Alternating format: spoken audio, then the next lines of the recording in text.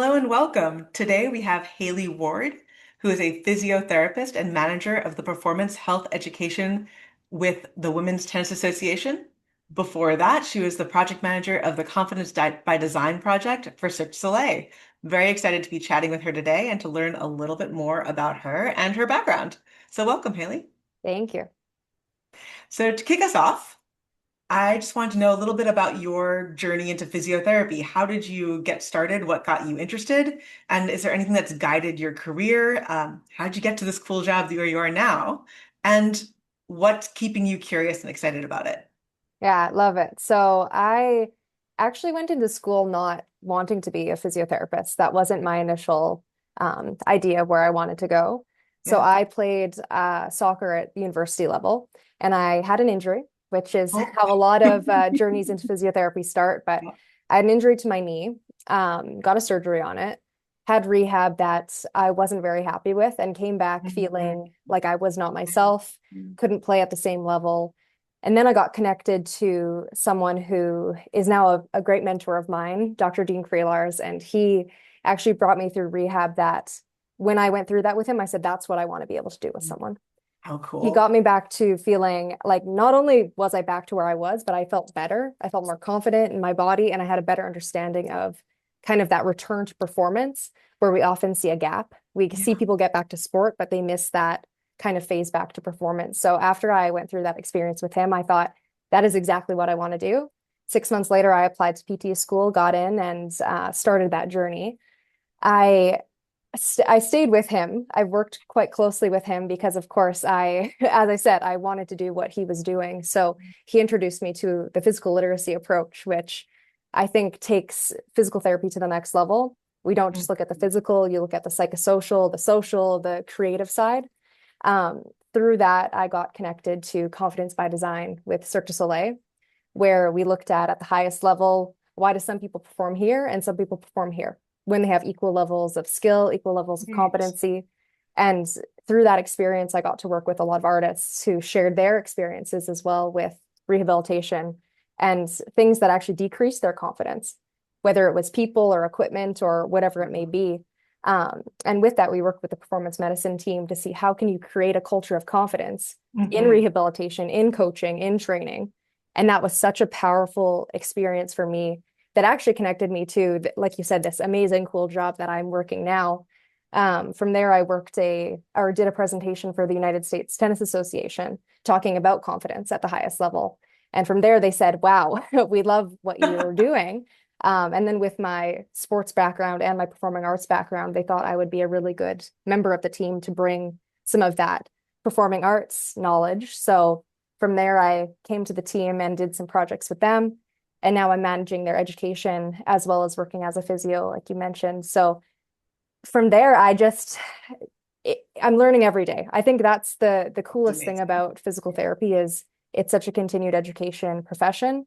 And I just continue to get curious when I talk with people like you, when I meet people who I'm sure will also be presenting at this conference. And I think performing arts is really a great bridge to understanding movement, understanding sport, even because there is an intersection, but they're different. And I think understanding performing arts really gives you such a great base to everything else. So I think it's really allowed me to work in this high performing space, but also take things to the next level because that's just the perspectives you get from working with people that are in performing arts. It's so cool to hear you talk about going from the performing arts world and how that took you into the sports world, and to see that trajectory and that path. We hear so much about all the science and the data and the money that's spent in the sports world, and hopefully trickles down to the performing arts world. And it's Yes. just so great to see it going the other way. And what an incredible experience to have Dean do your rehab. That just like wow, I'm like, oh, that'd be such a cool experience. It's amazing. Yeah. Okay, so you've been out there working with some elite artists, elite athletes. In your clinical experience, what's one of the most overlooked factors or most important factors when it comes to rehab that clinicians might miss or that might prevent a circus artist from hitting those milestones? Yeah, I think this is a really interesting question, and I'll bring it back to this physical literacy concept. Yeah. And I think something that clinicians and people just in the sports medicine community miss often is the idea of movement optimacy.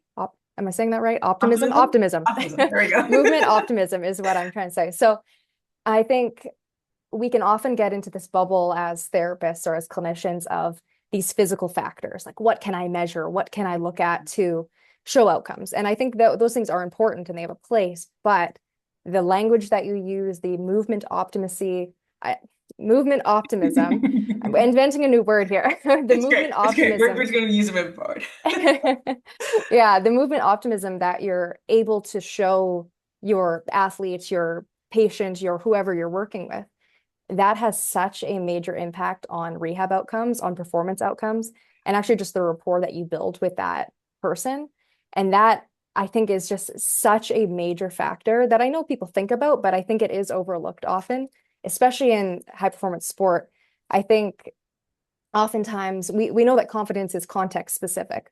So you could be working with an athlete in a small clinic, maybe it's a youth athlete that's playing recreational soccer versus you're working with a top 10 player that's multimillionaire, playing really big matches. And the confidence that you have as a clinician will change in those situations. And I think, again, just looking at your movement optimism as well as your ability to build rapport with those people and treating them like people, knowing you're the expert, knowing they're someone who is an expert in what they do, but is looking to you to kind of collaborate and work together in that. That is one of the biggest pieces in seeing them move forward and progress. So that's the piece I think people often miss. Yeah, and it's incredible because it's so important at all levels of rehab. It's not just these elite athletes. Exactly. It's like that connection to the patient can Yes. make a huge difference in every step of the way. So I think that's such a great and important thing. And I love hearing reflected in what you're saying, not just that movement optimism, that physical literacy in what you're doing when you're treating, but it seems to have bled over into your professional life of like, how do I approach things? I'm approaching things through this confidence, through this knowledge, through the journey that you've been on, and it's kind of bled into like who you are 100%. beyond just as a clinician, which is 100%. all right. So let's see how the answer changes if we change the focus. So if we're talking about an artist, an athlete, or a coach, what's one small shift in their perspective that you want them to take away from your work or that you feel is important that might improve their training or their ability to perform? Yeah. So I think, of course, what I just spoke about, I think that's applicable to this, but I'll take it to a slightly different answer in that I think being context specific and actually looking at function within what they're doing. What does performance Mhm. look like to that individual? I think that's something really unique. I'll use tennis as an example. What is the serve mechanics? What does that person need to do every single day and in a repetitive way? And are we training that?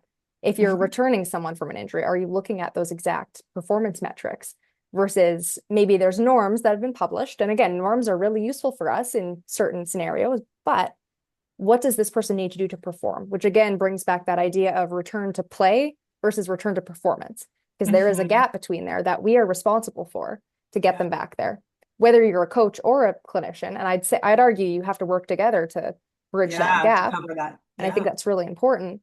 And then looking at circus, I mean, their bodies move very differently than the average person, as well as in tennis. I mean, a tennis athlete wouldn't be expected to use potentially the ranges of motion as an aerialist or a contortionist.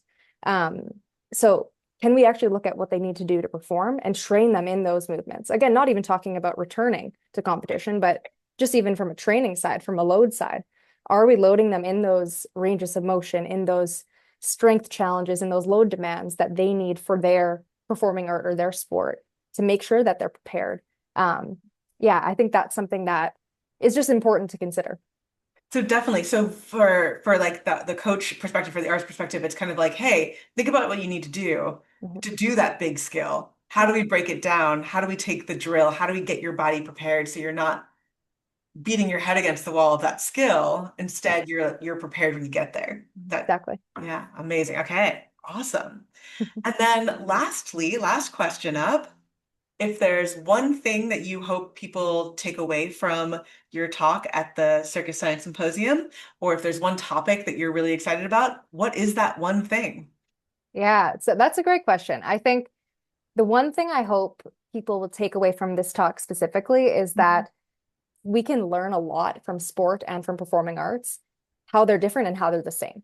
Because I think when we look at a body moving and performing, there are many different requirements in order to get to that final outcome, that performance Mhm. task. And I think in performing arts, we learn a lot through collaboration a lot more. We learn a lot through how they're performers, they're performing for an audience versus as an athlete, again, using tennis as an example, they're competing for themselves, Right. so it's a little bit of a different perspective shift, and those perspective shifts have implications in their movement. It has implications in their training, and I think those are both things that can intersect in a really beautiful way if we use them together.